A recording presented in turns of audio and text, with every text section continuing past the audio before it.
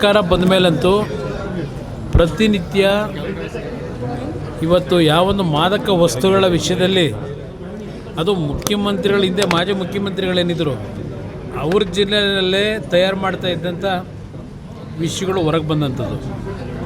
ಅದರ ಜೊತೆಗೆ ನಿರಂತರವಾಗಿ ಬೇರೆ ಬೇರೆ ದೇಶಗಳಿಂದ ರಾಜ್ಯಗಳಿಂದ ಇವತ್ತು ಇದು ಒಂದು ರೀತಿ ಮೇನ್ ಸೆಂಟರ್ ಏನು ಮಾಡ್ಕೊಂಡಿದ್ದಾರೆ ಬೆಂಗಳೂರು ನಗರವನ್ನು. ಇವತ್ತು ಹಲವಾರು ಕುಟುಂಬದ ಯುವಕರು ಇವತ್ತು ಈ ಒಂದು ದಂಧೆಯಲ್ಲಿ ಅತ್ಯಂತ ಕುಟುಂಬಗಳ ಒಂದು ಕೆಟ್ಟ ಪರಿಸ್ಥಿತಿಗೆ ಬರ್ತಕ್ಕಂಥದ್ದೇನಿದೆ.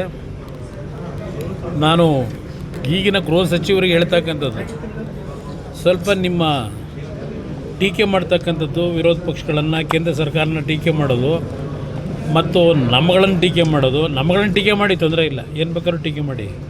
ಆದರೆ ಆ ಟೀಕೆಗೆ ನೀವು ಕೊಡ್ತಾ ಇರ್ತಕ್ಕಂಥ ಸಮಯ ಇದೆಯಲ್ಲ, ಅದನ್ನು ಸ್ವಲ್ಪ ಬದಿಗಿಟ್ಟು ಈ ದಂಧೆಗಳನ್ನು ನಿಲ್ಲಿಸ್ತಕ್ಕಂಥ ನಿಟ್ಟಿನಲ್ಲಿ ಈಗ ನಿಮ್ಮ ಪರಾಕ್ರಮ, ನಿಮ್ಮ ವೀರಾವೇಶ ಇದೇನಿದೆ ಇದನ್ನು ಜಾರಿಗೆ ತನ್ನಿ ಅಂತಕ್ಕಂಥದ್ದನ್ನು ಹೇಳಲಿಕ್ಕೆ ಬಯಸ್ತೀನಿ ಅವ್ರಿಗೆ.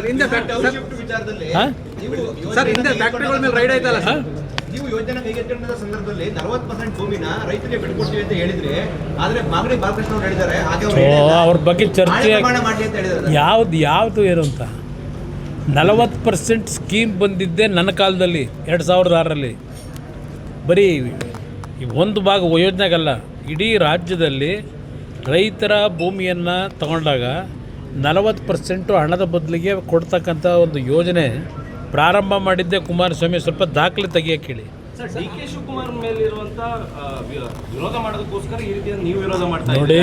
ಸಹಿಸ್ಕೊಳ್ತಾ ಅವ್ರನ್ನ ಈಗ ಆಗಿದ್ದರೆ HK ಪಾಟೀಲ್ರು ಎಂಥ ಸತ್ಯಶೋಧನಾ ಸಮಿತಿ ಮಾಡಿದ್ರಲ್ಲ, ಜನಗಳ ಹಿತಕ್ಕೆ ಜನಗಳ ಉದ್ಧಾರಕ್ಕೆ ಮಾಡೋಕ್ಕೆ ಮಾಡಿದ್ರಾ?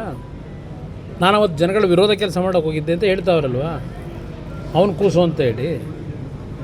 ಇವತ್ತು ರಾಜಕೀಯವಾಗಿ ವಿರೋಧ ಮಾಡೋಕ್ಕಲ್ಲ, ಅಲ್ಲಿರ್ತಕ್ಕಂಥ ಲೂಪ್ ಹೋಲ್ಸ್ ಏನಿದೆ, ಅವ್ರ ಉದ್ದೇಶ ಏನಿದೆ, ಇವತ್ತು ರಿಯಲ್ ಎಸ್ಟೇಟ್ ದಂಧೆ ಮಾಡ್ತಕ್ಕಂಥದ್ದಕ್ಕೆ ಯಾವ ನೈಸ್ ಕಂಪ್ನಿ ಅವತ್ತು ಬೆಂಗಳೂರು ಮೈಸೂರು ರಸ್ತೆ ಮಾಡಬೇಕಾದವರು ಇನ್ನು ಬೆಂಗಳೂರು ಸುತ್ತನೇ ಗಿರಿಕಿ ಹೊಡಿತಾ ಇಲ್ವಾ?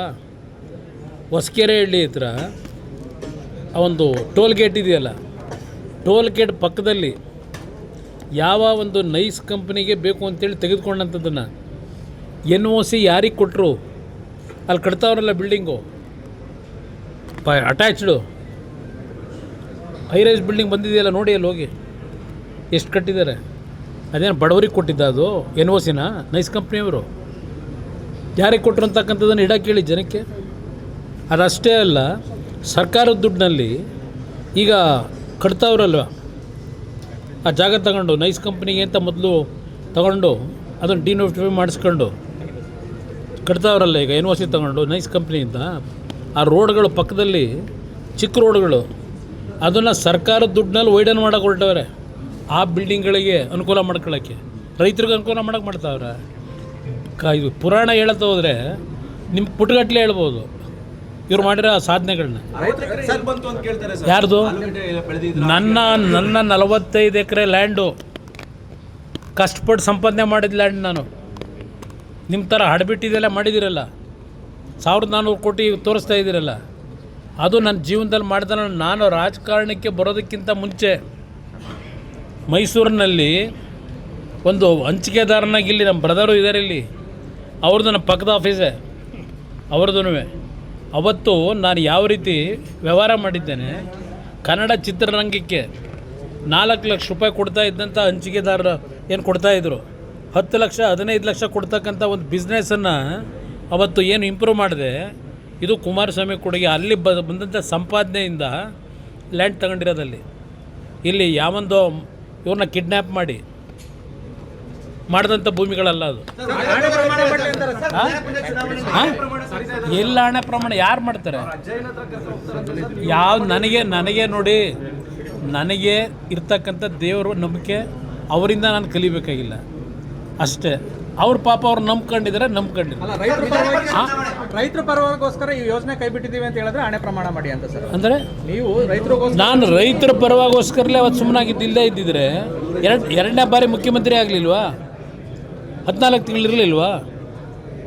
ಅವತ್ತೇ ಮಾಡುವೆ. ನನ್ನ ಕೈಯಲ್ಲಿ ಇರಲಿರುವ ಅಧಿಕಾರ, ಮುಖ್ಯಮಂತ್ರಿ ಆಗಿದ್ದೆ.